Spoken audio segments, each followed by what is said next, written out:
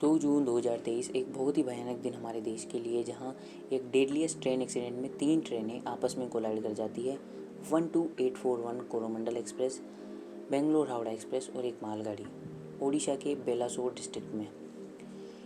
ओडिशा के revenue minister Pramila Malik की एक रिपोर्ट के मुताबिक 280 से भी ज़्यादा लोग वहां पे अपनी जान गंवा चुके हैं और 900 से भी ज़्यादा लोग इंजर्ड हैं।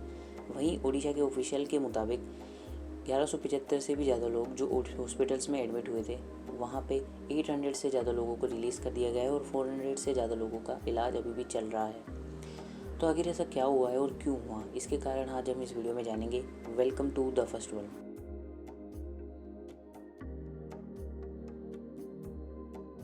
तो वहाँ पे जहाँ ये रेलवे ट्रैक पे इंसिडेंट होता है, वहाँ पे 4 रेलवे ट्रैक्स होते हैं, 2 मेन लाइन वाले और 2 लूप लाइन वाले। लूप लाइन वाले ट्रैक्स उन्हें बोलते हैं जहाँ पे ट्रेन थोड़ी सी देर के लिए रुक जाती है, जिससे कि दूसरी ट्रेन जिसे रुकना नहीं होता वो मेन लाइन से पास ऑन कर जाती है।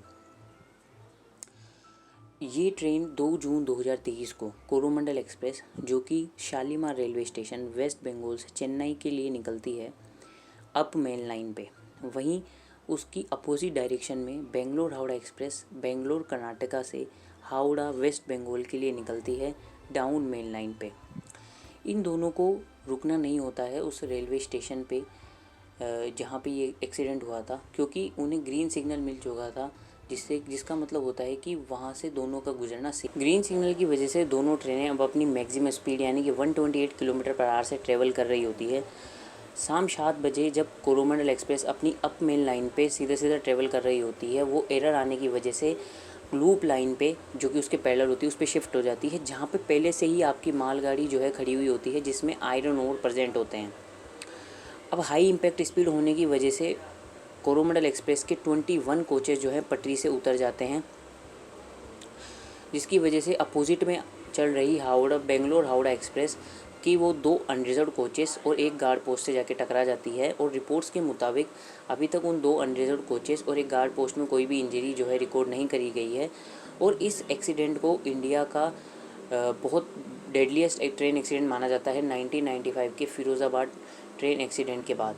Indian railway, west Bengal, Odisha और तमिलनाडु के गवर्नमेंट ने अपने अपने हेल्पलाइन नंबर जारी किए इस एक्सीडेंट होने के बाद। वहीं ओडिशा के चीफ सेक्रेटरी प्रदीप जेना के मुताबिक ओडिशा ने 3 NDRF national disaster response force, 4 Odisha rapid action force units, 15 से ज़्यादा रेस्क्यू टीम्स, 100 से ज़्यादा डॉक्टर्स, 200 एम्बुलेंसें और 200 पुलिस के लोग एक्सीडेंटल साइट पे हैंड टू हैंड पहुँचाए। वहीं वेस्ट बंगाल ने 30 से ज़्यादा एम्बुलेंसें, 40 से ज़्यादा डॉक्टर्स और नर्सिंग स्टाफ को एक्सीडेंटल साइट पे पहुंचाया। वहीं तमिलनाडु की गवर्नमेंट ने 2 स्टेट मिनिस्टर्स और 3 आईएएस ऑफिसर्स को ओडिशा भेजा इस सिचुएशन को ऑब्जर्व करने के लिए। वहीं उन्होंने राजीव गांधी जनरल हॉस्पिटल चेन्नई में 70 बेड खाली करवाए इंजर्ड लोगों के लिए, और लोकल लोग भी वहाँ पे अपना ब्लड डोनेट करने के लिए पहुँचे इंजर्ड लोगों को, ओडिशा के लोकल लोग। वहीं इंडियन रेलवेज़ ने विक्टिम्स को कंपनसेशन के तौर पे 10 लाख रुपए, सीरियसली इंजर्ड लोगों को 2 लाख रुपए और माइनर इंजरीज वाले लोगों को 50,000 रुपये दिए। वहीं पीएम केयर फंड से 2 लाख रुपए विक्टिम्स को और 50,000 रुपये इंजरीज हुई उन लोगों को दिए गए। वहीं वेस्ट बंगाल की सीएम ने अनाउंस किया कि वो वेस्ट बंगाल के लोगों को जो विक्टिम्स हैं उन्हें 5 लाख रुपये, सीरियस इंजर्ड लोगों को 1 लाख रुपये, वहीं माइनर इंजरीज वाले लोगों को 50,000 रुपये देंगी।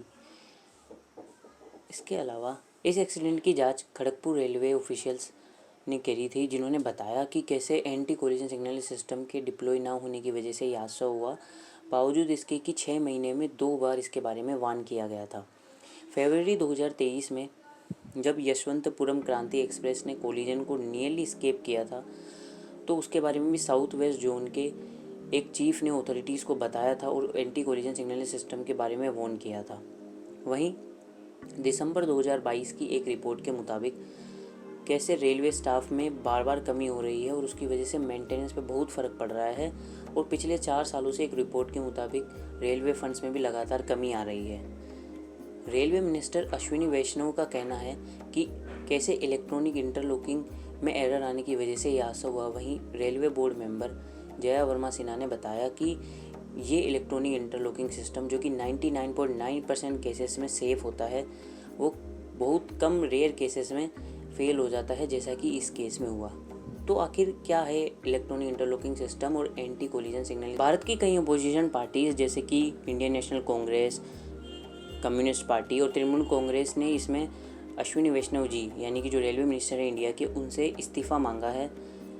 और ऑल इंडिया कांग्रेस के प्रेसिडेंट ने जो फरवरी में मिल रही वार्निंग्स थी उन पे लेटर लिखा था मिनिस्ट्री ऑफ रेलवेज़ को, और कहा था कि इस पे काम जो होना चाहिए। इसके अलावा पूर्व रेलवे मिनिस्टर ने भी इंडिया पे कवर सिस्टम को इम्प्लीमेंट ना करने के लिए सवाल उठाया और कहा कि अगर कवर सिस्टम इंडिया की पूरी रेलवे लाइंस में जो है अगर इम्प्लीमेंट होता तो आज हमें डेडली एक्सीडेंट देखने को नहीं मिलता।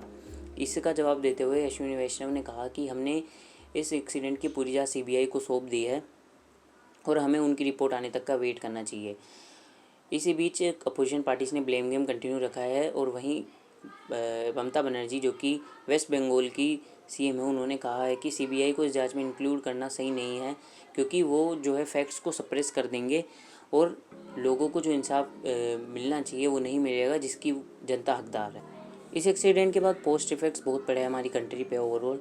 हिंदुस्तान टाइम की रिपोर्ट के मुताबिक 150 से ज़्यादा ट्रेनें ने अपना रूट जो है चेंज कर लिया है और उन्हें डिले होना पड़ा है इस एक्सीडेंट के बाद। वहीं इंडिया की एक वर्ल्ड पे इमेज भी, उस पर भी बहुत बड़ा इफेक्ट पड़ा है, क्योंकि ऐसे एक्सीडेंट जो थे वो टेक्नोलॉजी ना होने के कारण 90s और 2000 अर्ली 2000 में हुआ करते थे और वो हमारे देश में 2023 में हो रहा है। तो एक बहुत ही शर्मनाक बात है हमारे देश के लिए।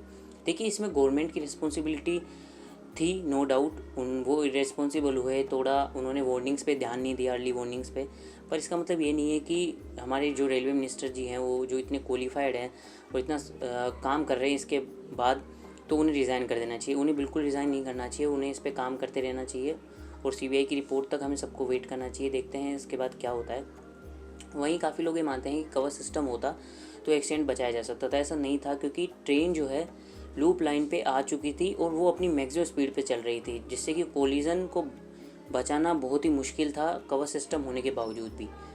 तो यही था इस वीडियो का सार आपको बताने का। इसे शेयर ज़रूर करना, कमेंट में ज़रूर बताना आपको वीडियो कैसे लगी, और तब तक के लिए थैंक यू।